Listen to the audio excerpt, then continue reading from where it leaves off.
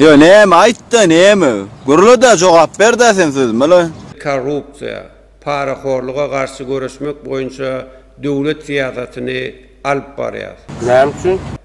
Bu siyaset raýatlaryň hukuklarını ve azatlıklarını, yurdumuzun howpsuzlygyny korrupsiyadan gelip çykýan howplardan goramaga. Sen onu näme diýen aňyrda? Haram eklenjin ışığına düşüp Afsan yibanlı, barbos yibanlı. kanunçuluk bozayan paraxorlar hem tapılýar. Ne zaman ayda oteline dokunun mal olmasın sen düşünmeler yobanına vur. Devletin ve halkın emlagini uğurlan bu doymaz dolmaz paraxor cinayetkarlar. Bir açıp yatsa yalarsın amlay sen. Elbette bular Bu kuyplu da. haramlık bilen kazanç etmeye hiç kimin hakkı yok. Barbos yibanlı.